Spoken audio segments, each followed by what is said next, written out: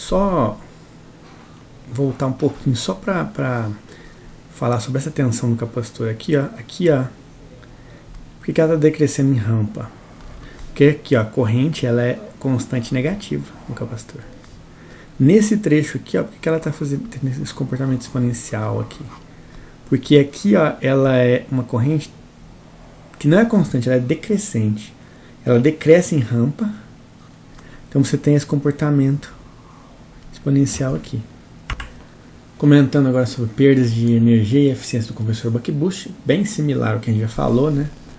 São as perdas por indutâncias, resistências parasitas, capacitâncias parasitas, ressonância entre os elementos e tudo mais. Aqui é uma forma bem simples de fazer uma análise de eficiência, é considerar somente a resistência série do interruptor, resistência série no indutor, a queda de tensão do diodo e a resistência série do diodo e a resistência série do capacitor. Tem que se considerar, na verdade, também a capacitância do interruptor para fazer a análise de perdas de chaveamento. No caso do indutor, a gente sabe que tem perdas no núcleo, mas a gente está tentando representar tudo nessa resistência série aqui. É uma aproximação razoável para ter uma ideia das perdas no conversor. Mas, por exemplo, muitas dessas características não são lineares, tá? São não lineares na prática. Mas é uma aproximação boa que a gente tem aqui, para ter uma noção do rendimento do conversor. Então, utilizando esses elementos aí, o que a gente vai fazer? A gente vai calcular, por exemplo, as perdas. Qual a perda no MOSFET? Que são as perdas por chaveamento e as perdas por condução. Aqui está a equação para ele. Cada um desses conversores, essas equações têm leves mudanças, tá? Por conta das correntes e tensões serem diferentes em cada um dos conversores. A razão cíclica tem um efeito diferente nas tensões e correntes, então as equações mudam. Mas, perda de energia no MOSFET, no diodo, a perda devido à resistência séria, a potência dissipada devido à tensão, a queda de tensão do diodo, quando ele está conduzindo, né? A potência tem, aqui eu não coloquei, mas tem, por exemplo, a perda de potência no indutor e a perda de potência no capacitor, na resistência séria do capacitor. Diodo, chaveamento, condução do MOSFET. A gente soma tudo isso para ter a power loss, a perda de potência total no seu conversor. E aqui o rendimento é calculado como sendo a potência de saída dividida pela potência de entrada. Quem que é a potência de entrada? A soma da potência de saída mais as perdas. Porque o que sai é o que entra menos as perdas.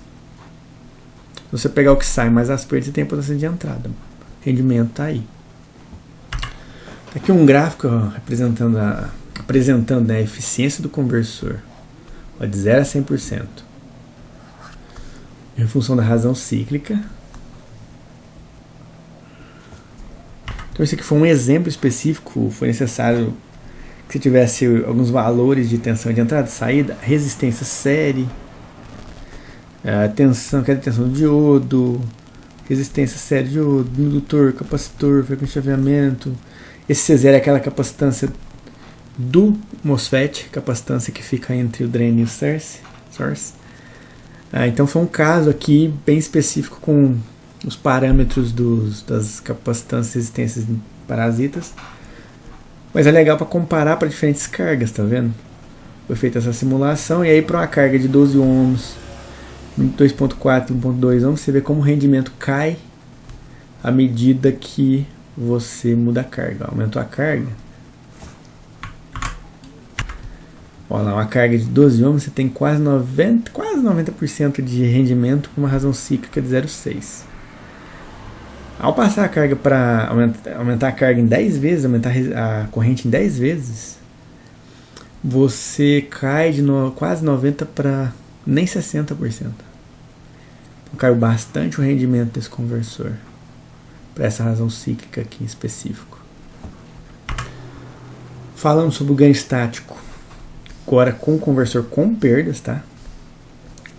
Então com perdas, O ganho estático de corrente, que era I0 por I, não muda. Ele continua sendo I0 por I, que é 1 menos D sobre D.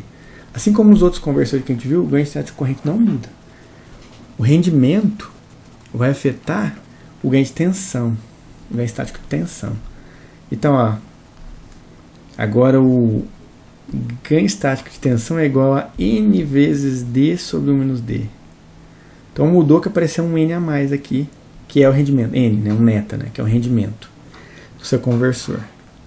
E consequentemente, quando você for isolar a razão cíclica para encontrar lá o valor de razão cíclica, quando você isola essa equação, a razão cíclica é igual ao ganho estático dividido pelo ganho estático mais o rendimento. Se o rendimento é unitário, 100%, não tem perdas, isso aqui vai dar MDC sobre ganho estático dividido pelo ganho estático mais 1. Quando o sistema tem perdas, esse cara aqui vai ser menor que 1. Ele tende a diminuir. Ser cada vez menor. Ou seja, isso aqui tudo diminui, que faz com que o D aumente. Então, quanto menor o rendimento, maior a razão cíclica para o mesmo ganho estático. Aqui na figura 4.10 nós temos um gráfico que plota o ganho estático pela razão cíclica. Aí a gente pode observar que inicialmente ele cresce, aumentou a razão cíclica, a gente aumenta o ganho estático. Isso aqui é para o sistema com perdas, tá? Com rendimento é menor que 100%. E aí você observa que ele vai aumentando até um determinado valor, tem uma inflexão e ele passa a diminuir. Todos têm esse fenômeno.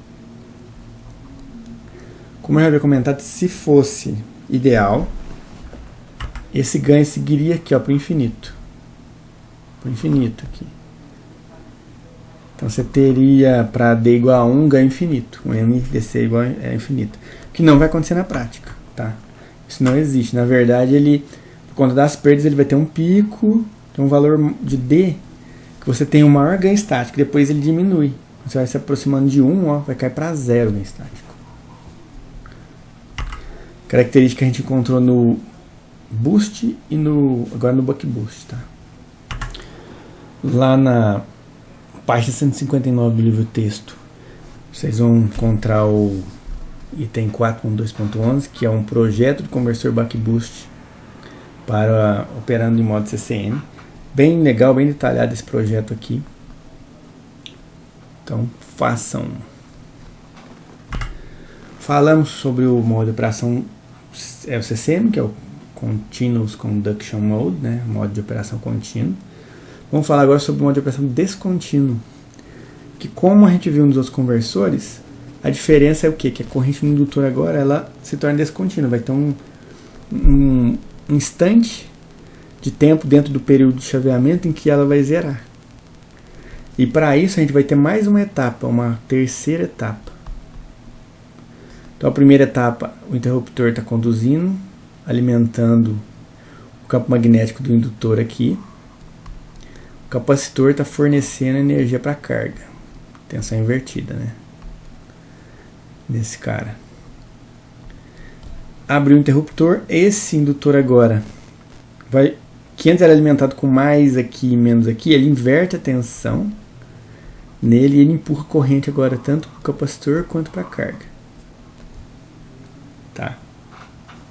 O que vai acontecer? Essa corrente ela vai zerar. Vai ter um instante que ela zera agora. Como a gente pode observar nesse gráfico. Ó. Primeira etapa. Cresce linearmente, sai de 0. Cresce até um valor máximo de pico.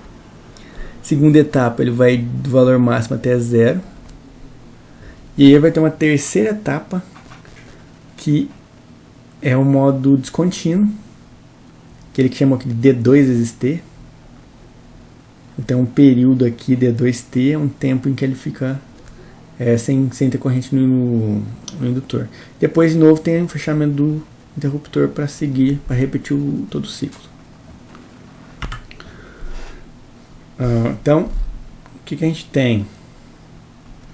A gente tem que agora esse diodo vai deixar de conduzir, porque não tem mais corrente circulando aqui. Então vai ficar o interruptor aberto, o diodo aberto. Esse Indutor se tornou um curto-circuito, porque se não tem corrente circulando no indutor, ele se comporta como um curto-circuito. São só fios enrolados, é um fio, mais nada. Não tem mais energia armazenada no circuito magnético. Agora você tem só esse capacitor sozinho fornecendo energia para a carga. Tensão no indutor tem valor médio 0. Corrente no indutor cresce linearmente, decresce linearmente, 0 e assim sucessivamente. Corrente no interruptor, diferença para o modo contínuo é que agora começa em 0, ela não começa mais de um valor constante, igual o outro começava assim, né? Já tinha um valor médio aqui, esse não, começa em 0. Vantagem, para o chaveamento do interruptor é bom porque ele começa com corrente igual a 0. Você tem menor perda de chaveamento na entrada de condução aqui. No caso do diodo, a mesma coisa, ele entra com corrente, né? A comutação desse para cá. Mas ele sai com corrente 0. Então quando o diodo para de conduzir, ele não tem corrente nele. Ele para de conduzir naturalmente. Não é porque no caso do contínuo, quando o diodo sai no modo de condução contínuo, quando ele está com corrente lá diferente de 0, quando o interruptor entra e força uma comutação de um ramo para o outro com corrente. Então as perdas no caso são bem mais altas lá no modo de condução contínua, nessa saída de condução do diodo. A tensão sobre o interruptor é 0 quando ele está conduzindo. Quando ele abre, vai ser VI mais V0, maior do que a tensão no bucking do boost. Quando não tem condução de corrente no diodo e o indutor está com corrente zerada, a tensão cai para VI somente. Por quê? Porque aqui vira um curto-circuito. Então o interruptor tem paralelo com a fonte, mais VI 0 aqui. Antes, nesse modo de operação, tinha a soma dessa tensão mais essa tensão aqui, que é a V0. Então a tensão sobre o indutor mais a tensão de entrada está somando em paralelo com o interruptor, que dá VI mais V0, porque a tensão sobre o indutor é V0. Aqui é só o VI que está em paralelo com o indutor. No caso do diodo, vai ser algo parecido. Você vai ter tensão reversa nele quando o interruptor está fechado, é menos VI, menos V0. Quando ele está conduzindo é 0, depois quando ele está aberto é V0. Porque quando ele está aberto aqui, ele está em paralelo com o capacitor. O capacitor mais menos, é V0, paralelo com ele. Como a gente comentou, né, a tensão máxima do interruptor é sempre VI mais V0. Que VI máximo, porque a gente considera que o VI pode ter variações, né, subir, diminuir. Porque o maior valor que o VI pode chegar mais V0 é o maior valor que o seu interruptor vai estar submetido. Na hora de você escolher um interruptor, você tem que considerar o pior caso e escolher ele para o pior caso. Qual que é a corrente máxima lá no interruptor? É a mesma do diodo, que é, no caso do descontínuo, o ΔIL máximo, porque a corrente, o valor máximo dela é o ripple aqui, vai de 0 a um valor pico e volta a 0. Esse aqui é o ΔL. Então vai ter um ΔL máximo, em função do que? Da tensão de entrada, e da razão cíclica que a gente usa. Isso define qual é o valor máximo de ΔL. Pega o pior caso que você tiver e esse é o valor máximo de corrente que vai circular pelo interruptor e pelo diodo. Falando agora sobre o ganho estático. Aqui são equações para calcular ele, calcular o D1, que é aquele. É o D1. Então tá aqui, é o tempo de. Que o diodo conduz, tá?